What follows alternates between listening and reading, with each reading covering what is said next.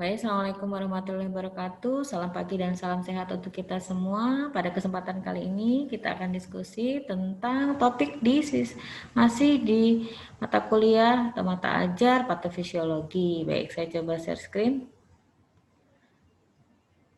Diskusi kali ini tentang sistem reproduksi pada pria ya. Sistem organ reproduksi pria sendiri ini gambarannya kurang lebih seperti ini dari tampak samping ya.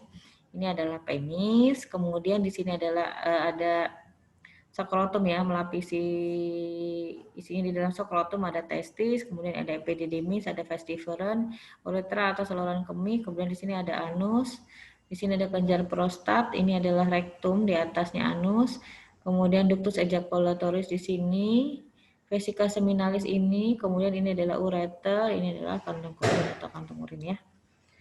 Baik, tadi sudah seperti disampaikan, testis ada 2 buah. Kemudian ada ductus atau salurannya ada vas deferens, epididymis, dan vas deferens. Kemudian kelenjar-kelenjar pelengkapnya untuk sistem reproduksi pria yaitu bulbus uretra, prostat, dan vesica seminalis. Organ kopulatoris atau penis berfungsi ganda sebagai keluar urin atau juga keluar semen ya. Ini yang lebih lebih kompleks ya gambarannya. Lanjut, testis sendiri ada 2 buah sebagai organ reproduksi primer ya. Sebagai kelenjar eksokrin menghasilkan sperma, sebagai kelenjar endokrin menghasilkan hormon androgen. Kemudian untuk skrotum atau skrotum disebut juga kantong luar, tunica albuginea, kapsul fibrous, tunica vasculosa atau jaringan pembuluh darah. Lobulus testis yaitu mengandung sekitar 250 lobulus. Lanjut ya. Ini gambarannya dari testis. Kalau dilihat lagi secara lebih dalam ya. Gambarannya seperti ini ya, seperti ini septum, ada lobul, ada tunica albuginea yang tadi disampaikan, seminiferous tubulus, ductus efferens, ini head atau kepalanya, ini ada sarafnya atau nervus. Next ya. Ini sama ya kurang lebih yang tadi. Ini sistem reproduksinya sama ya. Next ya, red testis atau gabungan tubulus seminiferus di bagian mediastinum testis berhubungan dengan kaput epididymis. Dalam lobulus testis terdapat tubulus seminiferus, di sini terjadi spermatogenesis. Pubertas adalah organ reproduksi ketika mulai bekerja. Hipotalamus, genera, hipofisis anterior, FSH dan LH. FSH sama juga pada hormon pada wanita. Di sini juga di sistem reproduksi pria juga ada hormon FSH dan LH. FSH merangsang spermatogenesis dan sel Sertoli untuk memproduksi ABP atau androgen binding protein mengikat testosteron di bawah cairan lumen tubulus seminiferus, merangsang proses meiosis dan spermiokinesis. LH merangsang sel Leydig untuk mensekresi testosteron pada androgen. Untuk ductus kelenjar dan organ pelengkap, yang pertama epididymis, terdiri dari ductus epididymis, kepala, badan, dan ekor. Fungsinya membawa sperma dari ductus efferens ke ductus deferens.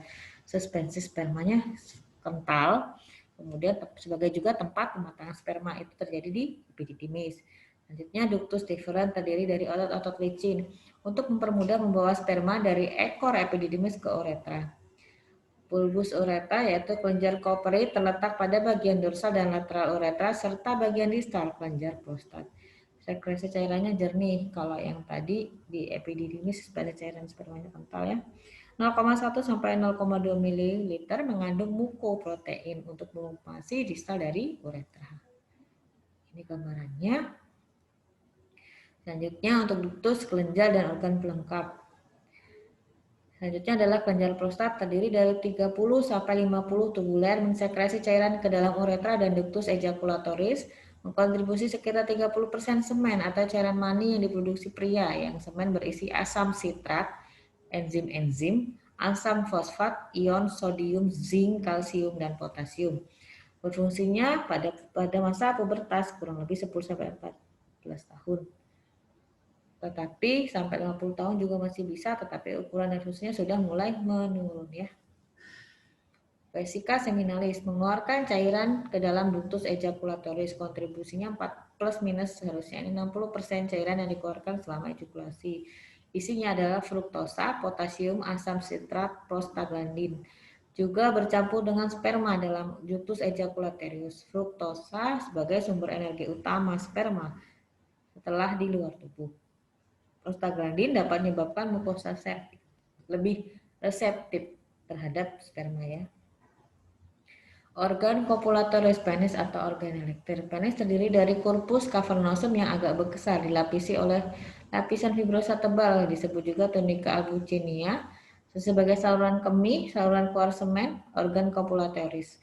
Ventral penis atau corpus cavernous mengelilingi uretra, mempunyai rongga kapiler yang besar dan apabila terjadi pembesaran kapiler ini terisi darah sehingga terjadi ereksi. Ini kurang lebih gambarannya untuk penis. Next.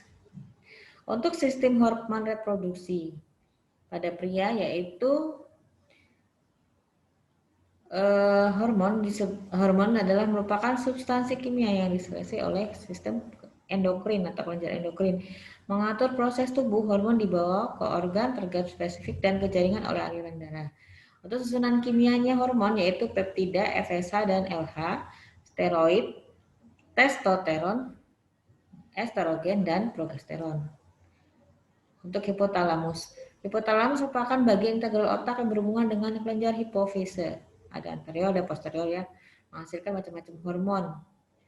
Mengatur fungsi kelenjar dari hipofise. Hormon hipotalamus mengatur hipofise anterior ada 7 yaitu GRH, golongan peptid, merangsang hipofisis anterior untuk mensekresi hormon pertumbuhan. GIH menghambat growth hormone atau GH apabila sekresinya berlebihan. Kemudian TRH, golongan tripeptid merangsang hipofisis anterior untuk memproduksi hormon TSH atau thyroid stimulating hormone. Cortico releasing hormone atau polipeptida merangsang hipofisis anterior untuk menghasilkan ACTH. Prolaktin merangsang hipofisis anterior mensekresi hormon prolaktin. Prolaktin inhibitor hormon kerjanya sebagai produksi prolaktin apabila sekresi berlebihan atau selanjutnya adalah GnRH, gonadotropin releasing hormone, struktur dekapeptida, fungsinya merangsang hipofisis anterior mensekresi FSH dan LH. Fungsi teknis sebagai kelenjar eksokrин menghasilkan sperma, sebagai kelenjar endokrin menghasilkan hormon androgen dan progesteron.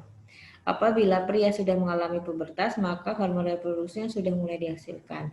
Hipotalamus akan mensekresi hormon GnRH dan merangsang anterior untuk memproduksi FSH dan LH. Ini adalah untuk dari fungsi dari hormon FSH. Yang pertama merangsang proses spermatogenesis dari spermatogonia menjadi spermatosit 1, spermatosit 2, spermatid, dan spermatozoa. Bekerja pada sel sertoli yang terletak pada tubulus seminiferus testis yang akan merangsang sel sertoli untuk produksi androgen binding protein. Fungsi ABP membawa testosteron ke dalam cairan lumen tubulus seminiferus di dalam lumen tubulus seminiferus testosteron, mengontrol proses spermatogenesis pada pembuahan meiosis dan spermiogenesis. Lanjutannya untuk LH, pada pria LH diskresi oleh hipofisis anterior merangsang sel Leydig menghasilkan hormon androgen atau hormon seks pria atau testosteron. Androgen atau hormon seks pria atau testosteron merupakan senyawa maskulin yang dihasilkan oleh testis dan fungsi testosteron antara lain mengatur perkembangan ciri seks sekunder pada pria seperti pertumbuhan kumis, pertumbuhan daerah vital dan terjadi perubahan suara, mengontrol proses spermatogenesis pada pembelahan meiosis dan spermiogenesis, merangsang kelenjar prostat untuk mensekresi asam sitrat, merangsang vesika seminalis untuk mensekresi cairan vesika seminalis, meningkatkan rangsangan seks pada pria.